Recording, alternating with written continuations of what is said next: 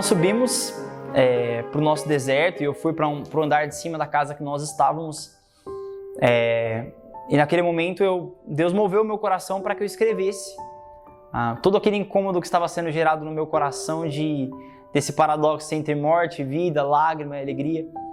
E eu coloquei de uma vez no caderno, inspirado realmente por Deus, como pode o luto ser canto de exaltação? As lágrimas que rolam, mas não são de tristeza. A morte, que normalmente gera tristeza para qualquer um que perde um ente querido, sente no seu coração a dor da perda, mas uma morte que gera em nós alegria. E aí o resumo disso é o que diz o Evangelho de São João no capítulo 12, se eu não me engano, a partir do versículo 24, que fala que o grão de trigo, se ele não morre, ele fica só, ele é incapaz de gerar vida.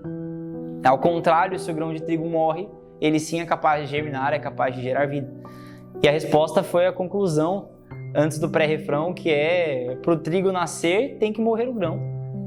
E na nossa vida a gente se pergunta muito, como é que eu posso gerar vida para as pessoas que eu amo? Como é que eu posso gerar vida para as pessoas que às vezes têm dificuldade de amar? Como é que eu posso gerar fruto na minha vocação?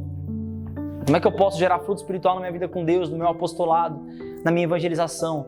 Só há uma forma. Para o trigo nascer, tem que morrer o grão. E o trigo não é simplesmente a flor do trigo, a planta, mas o trigo é o próprio Cristo. É o trigo que se mola na Eucaristia e nós podemos comungar todos os dias. Se nós queremos nos tornar realmente eucarísticos e semelhantes à Eucaristia, é um trigo triturado, uma uva amassada, o vinho é a uva amassada, o pão é o trigo triturado. Então Cristo nos ensina até mesmo isso na Eucaristia. E essa foi a experiência que eu vivi na composição. Para o trigo poder nascer, tem que morrer o grão. E aí as contrariedades próprias, os contraditórios próprios do Evangelho. Quem perde, ganha. Quem morre, vive.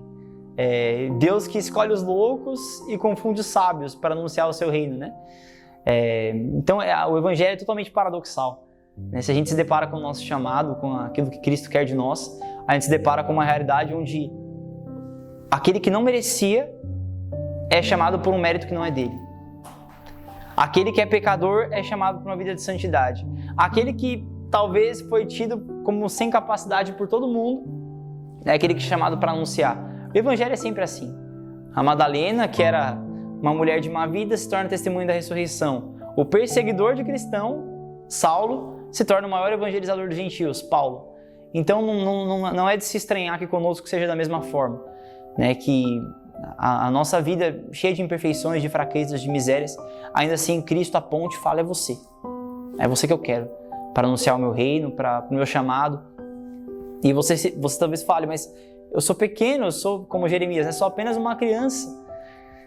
E nosso Senhor fala, mas eu escolho os loucos para confundir os sábios, eu escolho os fracos para confundir os fortes, eu escolho os pequenos para confundir os grandes. Então a dinâmica do Evangelho é esse, a música Grão de Trigo nasce dessa realidade.